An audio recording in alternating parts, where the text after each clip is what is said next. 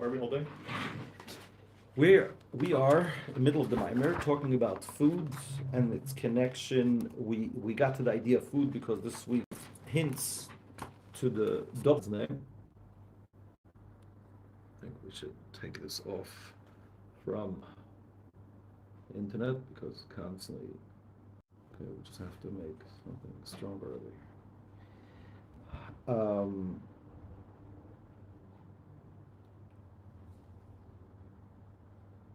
So that's referring to the hay. And in the poem on Shabbos morning, we talk about God revealing to us the secret of the 12 breads, of the showbread, what we call. And the secret of the showbread is the letter, the Inun Oz Bishmei, that is a letter in God's name. Which letter? Kefila Uklisha. The letter that is double and weak, which refers to the last hay. This led us into a whole conversation of eating, the idea of eating. So even though that over here in the Maimer he doesn't talk about negative eating, I used the opportunity to talk to myself about eating not mindful and not being so focused. With the whole idea of eating, and we said the whole idea of eating is connected to our relationship to the world and so on and so forth. Where we're up to in the Maimer is that when a person eats, what led us to talk about negative eating is because it says that we have to, when we eat, we have to do birurim. What does birurim mean? Sifting through, taking out the spark and elevating the spark. That led us to a conversation yesterday, what a spark is, what does it mean to elevate a spark, the importance of making a bracha before food, the ability to become spiritually more in tune. In other words, to grow your spirituality through eating food with a bracha. And now we're going to talk about the two different levels of eating food, the difference between eating food on Shabbos and during the week. So we already mentioned yesterday that in Chabad, Chabad is a bit extreme when it comes to these types of things, of mitzvahs, that the body also benefits from it, because it's very easy to fool yourself. Are you doing it for the mitzvah? Are you doing it for your own sake? But still, it's a mitzvah to enjoy, to have pleasure on Shabbos. The pleasure on Shabbos represents God's pleasure in us, God's pleasure in creation. And during the week, the food is a dangerous arena. You go into the arena of food, that could cause major issues during the week. Whereas on Shabbos, it's a holy act, and on Shabbos is on Shabbos it's a way of connecting to God. So let's see inside. V'zehu inyan, or in the line that starts with a v'gam. So he says like this: without the food, his heart would have become weakened, and also his brain becomes strong to meditate on God. That's the idea of the sifting through. You have it. The line that starts with the word v'gam. Those of you at home, it's page 30, and those of you using the booklet, it's page 7. Gam moichoy bas chazak lizbanim dos Hashem. We're in the middle of the line. That's the idea of the sifting. From the food becomes the man. That's where we also went off to discuss that literally eating becomes your body. That's why it's so important to be scrupulous about kashrut. You want to have the best foods, just like naturally you want to have healthiest foods. All of this refers to the weekdays. The Shabbos, but on Shabbos, on Shabbos, sifting is prohibited. So this is like a play on the words, but really is not a play on the words. It's a play on the concept, and it's not a play. It's real. That just like physically, there's a prohibition of sifting through on Shabbos. What does it mean on spirituality? In spirituality, there's a concept that you're not allowed to sift on Shabbos. In other words, there's no necessary obligation to sift on Shabbos. Why? Because on Shabbos, the world is holier. Therefore, you don't have to look for the spark. You don't have to work hard. Again, who remembers, how did we translate the word spark? You don't have to look hard for the intention within the food. In other words, the neutral existence of the food is not something contradictory to God, that you have to work hard to find the spark, because on Shabbos, the world is holier and the world elevates, and therefore it's more obvious and apparent that the world is godliness. And therefore, on Shabbos, we don't have to sift the food. Yeah, so where are we up to? On Shabbos boider asur, elo achila on Shabbos. It's prohibited to sift through, which again means there's no need. Elo achila, in other words, Shabbos sifting through is prohibited in the halacha. But Chassidus uses it as, what does it mean spiritually? Spiritually, there's no need to sift through. The eat food on Shabbos is much higher and elevated. The concept of eating food on Shabbos is drawing down energy. And as the Pasuk says, the Karasa Shabbos Oinig, you should call the Shabbos pleasure. What is he saying over here? He's going to elaborate, but let me try to explain. He's basically saying two things. First of all, he's saying the idea that you don't have to sift through. It's more obvious and apparent that on Shabbos, it's godliness. But there's another big difference. When you sift through, you have to, so to say, go down to the food. The food is lower than you, and you have to go down to the food and bring it up, elevate it. And that's what we said. That's when food is dangerous, because either you elevate it to you, or if you're very indulged in your steak, what happens? The steak bogs you down to it. Like the story told. Like the story I said. Cow. Yeah, but over there, that's not such a good story, because over there, ultimately, it was still in the realm of Shabbos. It still was wearing a straddle. Mm-hmm. Yeah, that's the cow, the ox straddle. Yeah.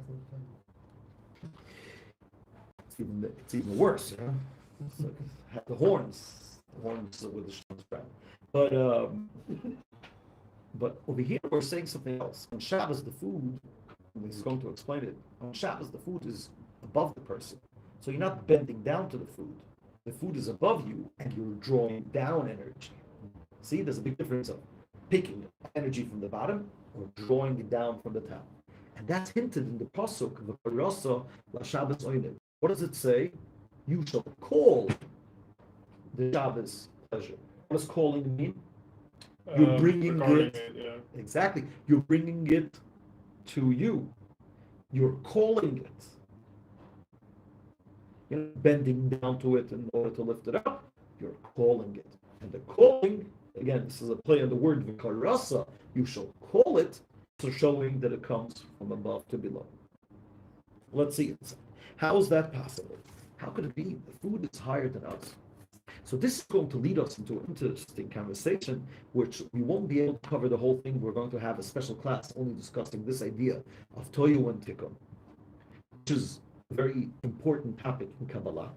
Those of you that read some Jewish mysticism know that the idea. Just need a tissue. Anyone has a tissue? I think just right out the last one. Thank you so much. I'm sorry. In Kabbalah, there's a concept called the world of Tohu and the world of Tikkun. Tohu is easy to remember, right? Tohu? Tohu, right? That's it. Once I say this joke, everybody always remembers how to say it. What does Tohu mean? The world of chaos. And then the world of rectification. It's the world of Tikkun. Now, one of the things that Kabbalah tells us is something very interesting. Again, the explanation for this will be in another week. Maybe even in 2 weeks. We're going to have not 2 and 3 weeks. In Parshat Vayishlach, we're going to talk about Tohu and Tikkun. We're going to discuss exactly what's the idea. In 2 sentences, what happens Kabbalistically? In the beginning, God created the world of chaos. something happened over there, without going into the whole explanation. It shattered. So that's very good. I don't want to say What? there are no more of the other ones. No problem, no problem. Thank you, and I'm sorry. Is that enough? Should I bring you some more? We hope it can get up.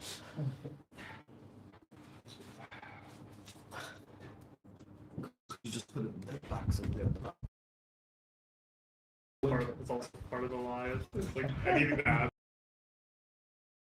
It doesn't look that it's I understand. yeah. It's beginning of winter. What does Kabbalah tell us? Kabbalah tells us that Shabbos, that how does the world work? The world works like this.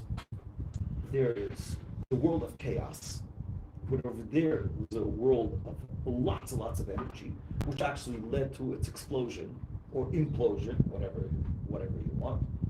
There might be, actually, it's interesting. Kabbalah says that both happen, implosion and explosion, right? And that's why the sparks fell down very, very low.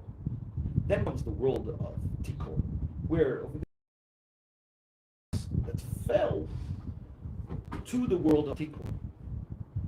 Again, all of this is Kabbalistic words, and we're not explaining it now. We'll have a special class to explain the whole process, why it happened, how to rectify it, and so on and so forth. But what is the idea? The idea is that the world, so to say, has two simultaneous trajectories, which is two ways of looking at the world. One is a perspective of a hierarchy in terms of, let's call it a hierarchy in terms of being focused or successful even. Let's call it successful. Then there's a different trajectory of a hierarchy of energy. And they're usually opposites of each other. In other words, who is higher? Humans or animals? Humans are higher. Humans are higher than animals. Animals are higher than vegetation. And vegetation is higher than inanimate. But where's the energy found?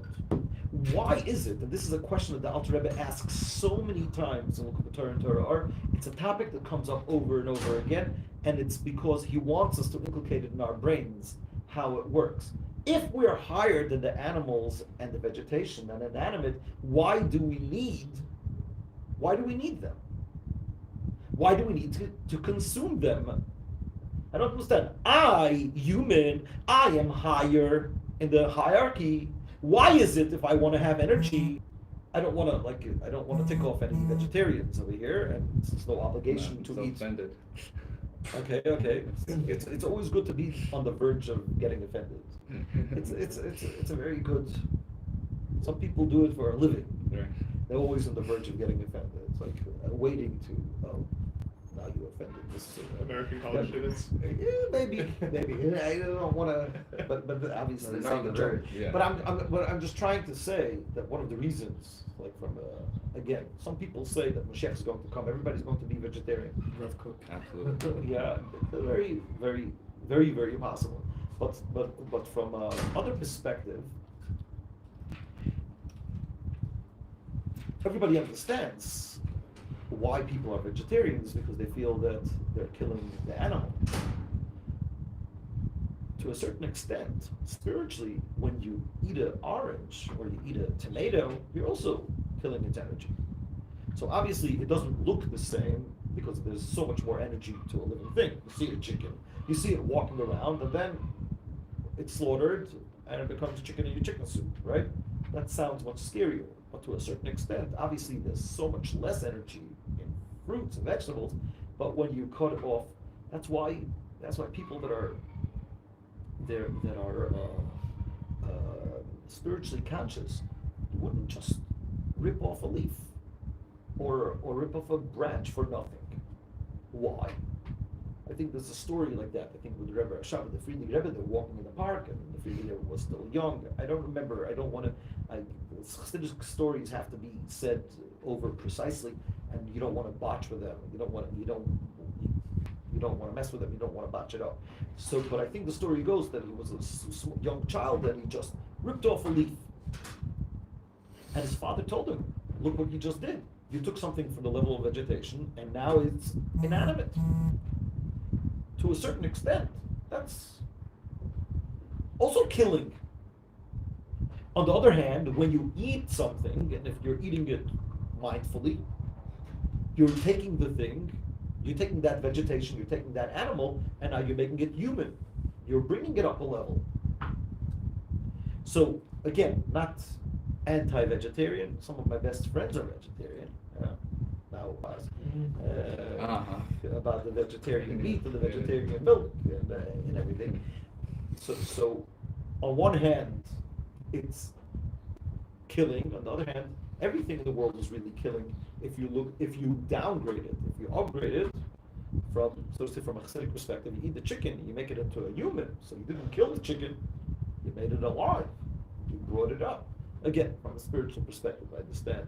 Still looks scary. The chickens are frightened. It's not. I'm not dissing that. But the question of Chassidus is always, I don't understand. If we are higher, why do we need the energy of animals and vegetation? Or let's make it even simpler. We won't talk about food. I am higher than the horse, right? I think so, right? I'm higher than a horse, hopefully. When Chassidus says that when we sin, we're lower than the horse, right? Because the horse never sins. The horse never goes against its intention. It has a very small intention.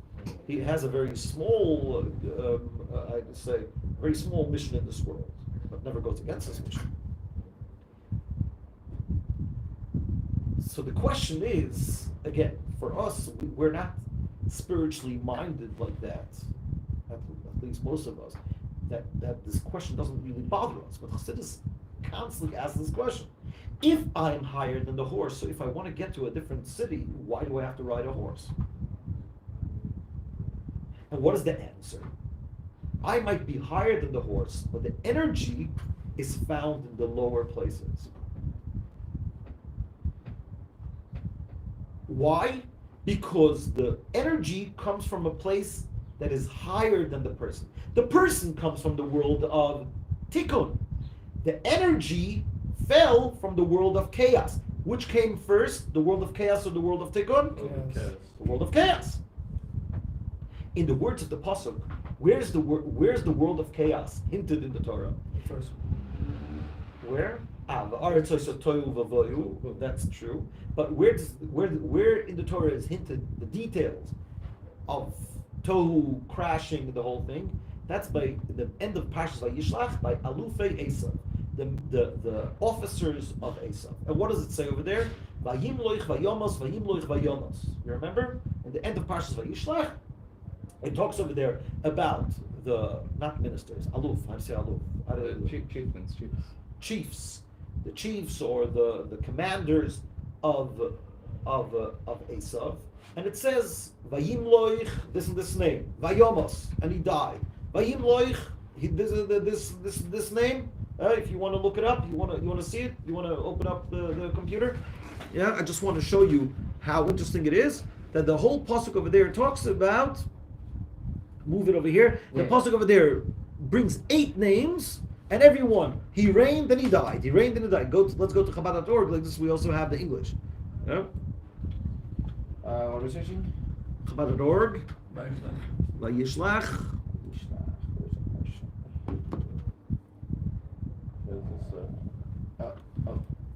Thank you. Vayish. Hi. Vayishlach. Very good. Vayishlach. Weekly Torah portion. And let's go to the 6th of the 7th. Torah. 10. Wait. the Chumash. Yeah, Text and summaries. Oh. Not in a nutshell. Torah reading. Let's go to the 7th. Let's see. Oh, very good. These are the sons of Seir. Seir, the Horite, the inhabitants of Lotan, Shobel. Make it a tiny bit smaller. This so I could see the English. Yeah, let's go down. Lower. Chief. Let's take away the filling over there that like this Daniel could see. Oh, very good. 31. Verse 30. Daniel. Who's Daniel? I'm sorry, David. Okay. Which chapter is this? Like, there's the people at home, all the hundreds of people watching over here. Which chapter is this? This is chapter 7. Wait, no, Parak. It's unparaked. Maybe 36. Oh, 36. Exactly. So this is 36, verse 31. Chapter Genesis, Bereshis, chapter 36, verse 31. What does it say? And these are the kings who reigned in the land of Edom before any king reigned over the children of Israel. What does Kabbalah tell us? What is this hint? That these kings that we're going to talk about are higher than the Jewish kings or lower than the Jewish kings? Higher. Before. Why are they higher? They come before. Again, there's no before and after in spirituality, but what does it mean? Before has so much more energy. What happens in 32? Oren, you want to read? Bela? Bela, son of Beor, reigned in Edom, and the name of his city was Dinaba. Right? What happens to Bela? She died. And Judd, Why is it she? Why is it? It's a son. It's Bella's a son. Oh, he- Bella sounds like a girl name. Right? Later. Are you? He died. Are you? No, you're right. It says son. Are you in the You're- 21st century? No, because This was written in a different century. It's Italian, not a... Yeah. Okay. And Judd, son of Zerah Bozrah, reigned in his stead. And Jobab died, Oh, and Jobab dies. and Husham of the land of the Temanats reigned in his stead. And what happens Husham next? died. Husham died. Died. Verse 36. Hadad dies. Samla 37. died, Saul died. It's not Hadad. Hadad. Samla dies. What happens, Oren, in 38? No, just at the beginning. Saul died. Saul died. Next. Then Hanan died. Son of Balchanan, son of Achbor, died. Beautiful. Very good. So what happens over here?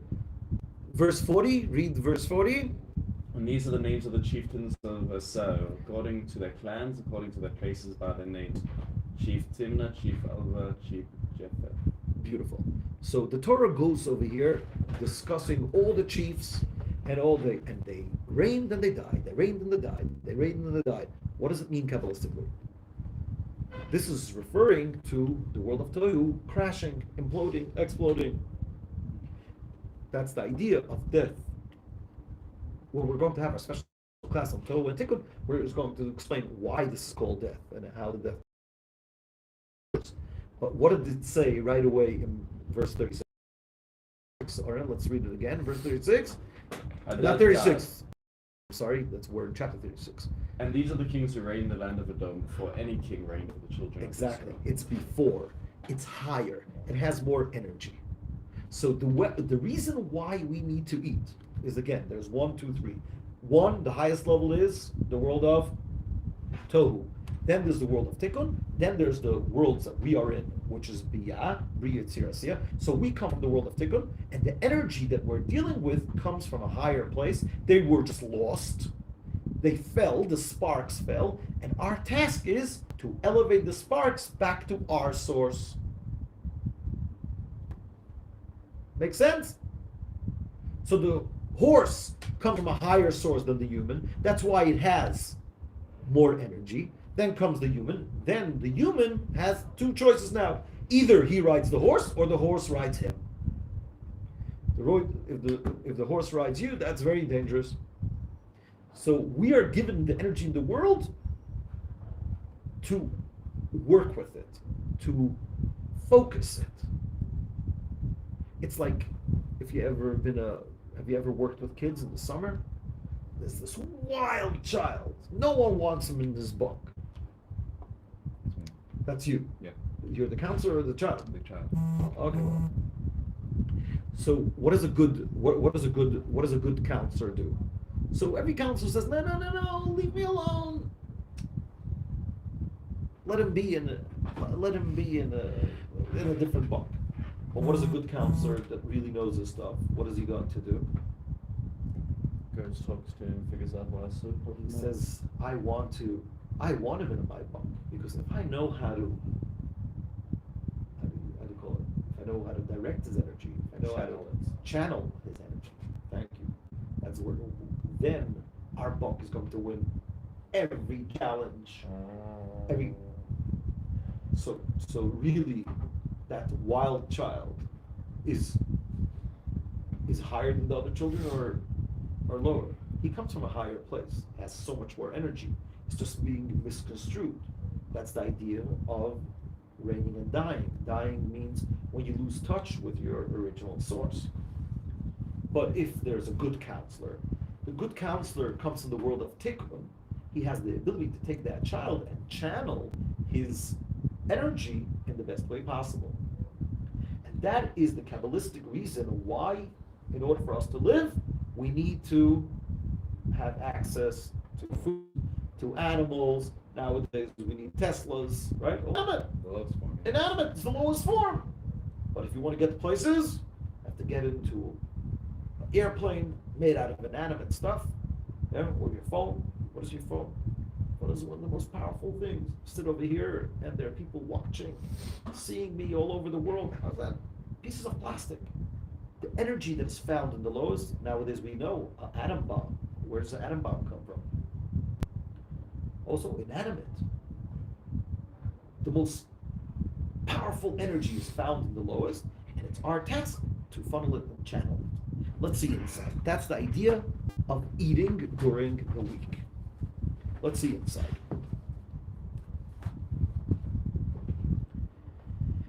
I'm sorry, I didn't realize it before. That's connected to the Karasal Shabbos Sadiq. Kihine. Everybody has it? The line that starts with the word us. Kihine. Ki. Hine ksiv. The pasuk says, Achor v'kedem tzartani. You have created me. Who's the me? Man. Achor v'kedem. Last and first. That's what the pasuk says. Man was created last and first. Achor l'masa bereishis. We were created the last one in creation. When were we created? On the sixth day, after the whole world was ready. But we are the highest. What's going on? Are we the highest or were we the last? So again, it depends on which trajectory. If you're looking from an energy level, we're the last. If you're looking in a leadership level, if you're looking on like who has the most power to do stuff, that's us. We have the ability to funnel that and channel that energy. So he says like this. The food, the way it's found down here, through the breaking of the vessels, the man who man comes first. After the energy fell and broke, who's higher, man or the energy? Man is higher.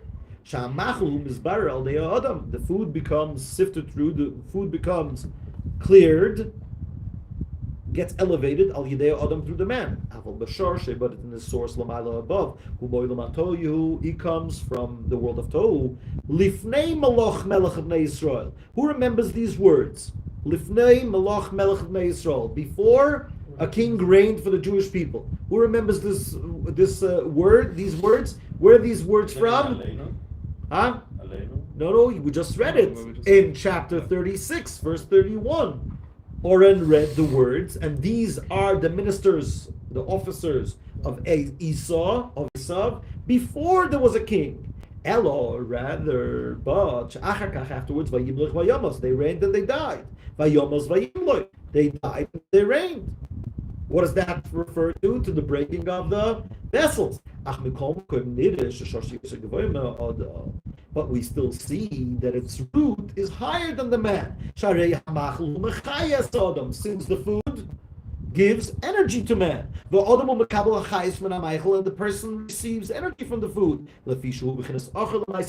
Because from another perspective, on a different trajectory, man is the end of Ma'aser Bereshis. So basically, think about it in these terms. When we go down to food, we have the ability to channel it. So the food then is like this ADD wild kid that no one knows how to control. And if you're a good counselor, you know how to go to that kid and channel it in a good way. Or when you look at anything physical during the week, that you go into the arena, you have to be very focused, you have to be very mindful, and in order to make sure that the food doesn't drag you down, rather you take the food and you channel it to your needs. You lift it up. But on Shabbos, let's see, Ube Shabbos. But on Shabbos, guys, it's so important to understand. Shabbos, the world is different. People sometimes think, Shabbos is the day, and I'm allowed to use my phone a lot. It's wrong, guys. If a person has a tiny bit of spiritual consciousness, Shabbos is the day of spirituality. Shabbos is the day of the soul. From an external perspective, according to the connection to the internal dimension of Torah, to the inner dimension of Torah, to Kabbalah, to mysticism, to Chassidus, knows that Shabbos is a day where it's like vacation. It's a day when you could return back to you. That's why the Holy Baal Shem Tov instituted that before Shabbos starts, we should say chapter 107 in Psalms, in Tehillim, in order to celebrate the survival of the weekday. It's so important for your spiritual life, no matter how busy you're going to become, and hopefully you're going to run multi-billion-dollar companies. Just don't forget who's the first one that told you that you're going to run multi-billion-dollar companies. You're going to be busy the whole week. You have to maintain a day of spirituality. That's why Shabbos is a day where you spend more time with your family, you spend more time davening, you spend time bringing. It's a day, if you don't use the tool that is called Shabbos is basically the focal point of Jewish life. The world elevates. Let's see what happens on Shabbos. It's a different air. It's a different energy. It's a different life. It's a different. The energy of the world's on a different level. Ube Shabbos, but in Shabbos, Huzman Aliyata Olamot. That Shabbos, the world elevates. Mis Allah HaMeichel K'moishu B'Sharshoy. On Shabbos, the food is the way it is in its source. If we're going to use the example of that wild child, there's one day a week where he is actually focused. Then he has the best energy. If the child comes and says, okay, today is my birthday, and on my birthday I don't do any trouble, that day you don't have to elevate him, you don't have to funnel him, you don't have to channel his energy, but rather you ask him for advice, so to say. You ask him, what could we do today with your brilliance and your energy? It's like usually you use it for destructive stuff. Usually I have to really tame you. Yeah. Yeah, but also taming. Tame. Usually I have to tame you, but today the Ritalin really worked well. And could you give me advice how we could come up with a project that could take this whole camp and turn it around and make it the most positive? That's Shabbos. What? Give them all Ritalin. I said give them all Ritalin. No, give them all Ritalin. you know the story with a teacher. It's a very interesting story, and it's very funny, but also has a lot of it has a very deep message. There was a teacher in school that constantly complained about a child. That child had major ADD, ADHD. Nowadays it's the same thing. They decided to make it one, to combine it, to merge it. I don't understand when the DSM combines things. That's not my forte. Maybe someone else could explain why they combined it.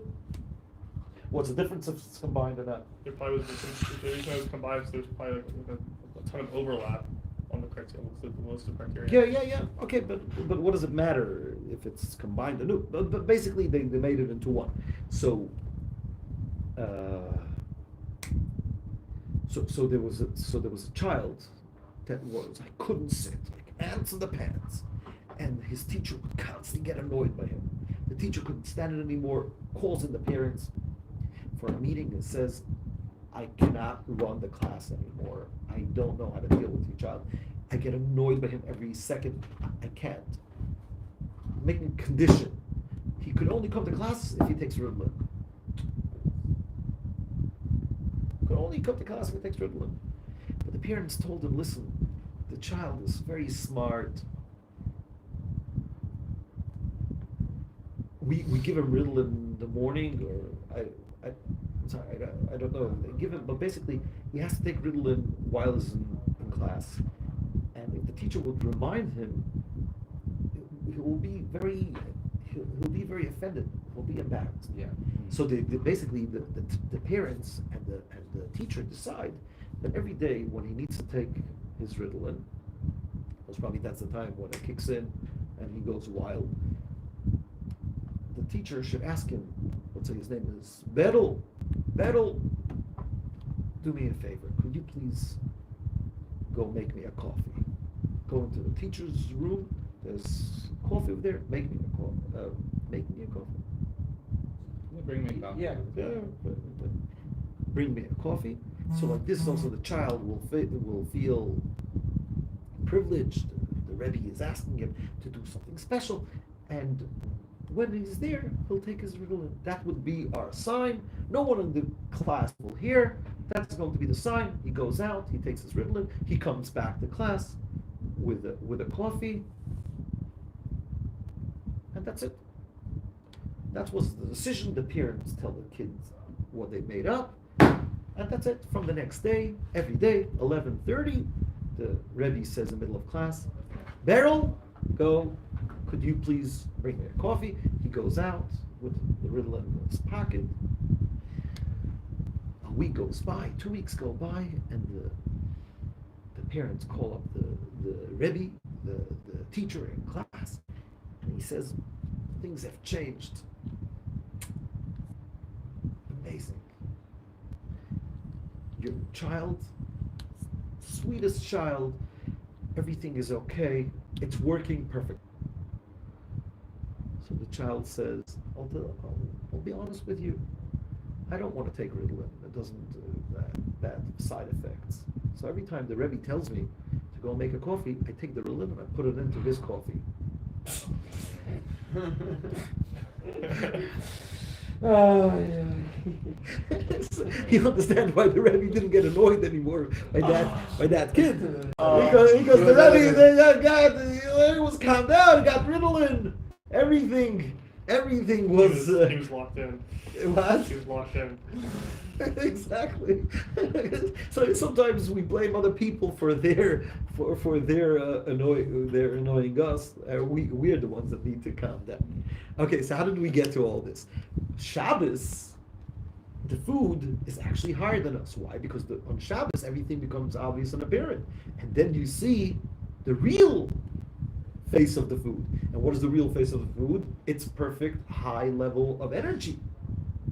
And therefore, let's see inside. Avol be'ubis Shabbos. Let's read a few words of the Holy Alter Rebbe over here. Even though this is not a textual class and we talk so much, right? But ultimately, one word of the Alter Rebbe is these words contain holiness. My words are just to embellish. What? Your messenger. Yeah, but I'm putting it in my own words, not necessarily so true. But but the words of the Alter Rebbe, every word over here is divine. Ubil Shabbos, but in Shabbos, whose man aliyas oilam is that is the time of the elevation of the world. Mis Allah hamachol, the food elevates kemoisha hu b'shar shoy, the way it is in his root. The nimshach min chayes la nefesh milo mailo lamata. Then energy that comes down is from above to below, al yedei yud beis lechamim, through the idea of the 12 breads in the Beis Hamikdash, the show bread. So what does the show bread actually mean? Why is it that in the Beis Hamikdash they used to eat the show bread on Shabbos? It's to signify, and that is the source of bringing down into the world, right? The energy of the world, when the temple was existing, the energy of the world went through the temple. That was to celebrate the higher level of food And then when we eat the cholent on the Shabbos, we're not elevating the cholent. We're getting spiritual energy from the cholent. That's the idea of the tzaddik eats for the satiation of his soul. What does it mean the tzaddik eats for the satiation of his soul? That the actual food satiates our spirituality as well. Why? Because on Shabbos, the food is obvious and apparent. On Shabbos, it's obvious and apparent that the food is not just merely something physical, but rather it has a lot of spirituality to it. And as I said, food is only the euphemism for a lot of other things. Why do you think we sing on Shabbos Eshes Chayil, the woman of valor? What, during the week she doesn't deserve compliments? Welcome the Shabbos bride. Yeah, it's also the Shabbos bride, but it's also your wife. It's so anyone that is married or anyone that's in a relationship knows, even though that women have very good memories, they remember things, something you said like 18 years ago, but they rarely remember that you told them that you love them. So you actually have to remind them very often, every hour or so. You have to remind them over and over again. Yeah, saying it in a joking way. We're not sexist over here. What? Very good, very good. It's always good to be on the verge of getting offended. But I'm telling you, what you always need to do, you have to constantly, every day, 15 times a day. Very important. Once you stop, you're in trouble. Yeah, it's very important. So I don't understand why on Shabbos we say Eshes Chayil the whole week. By the way, one of the strongest lines in Eshes Chayil is what? A lot of women, a lot of women are very successful, are very good. But you, you surpass all of them. This is something that she needs to hear over and over again. Right? Good marriage advice? Yes. Very important. You can also do it with your mother. There's a lot of good mothers. You're the best mother in the world. The best. Hashtag best mother, right? Hashtag best wife. But so why is it on Shabbos we do it during the week? What happens on Shabbos? Shabbos the world elevates. During the week, it's very easy to to abuse or misconstrue. Say, I'm giving you a compliment, but I want to get something out of it. Shabbos, the world elevates. The world becomes more refined. And when on Shabbos we say Eshes Chayil, it's so much more meaningful. True essence. The world is less crass in Shabbos. And as we learned in Parshat Noach, every day also has a mini Shabbos. What is the mini Shabbos of every day? When we daven. So have a beautiful day and a very meaningful prayer. And tomorrow we're going to continue talking about the idea of eating on Shabbos and the different types of eating, because we just touched on a very interesting pasuk. What does it say? Tzaddik oichel l'soiva nafshoy. The tzaddik eats for the satiation of his soul. Ubeten rishoyim techsar. And the stomach of the evil is lacking. To be explained tomorrow, but let's finish with something good. Tzaddik oichel l'soiva nafshoy. The tzaddik eats for the satiation of his soul. Have a beautiful day, everyone.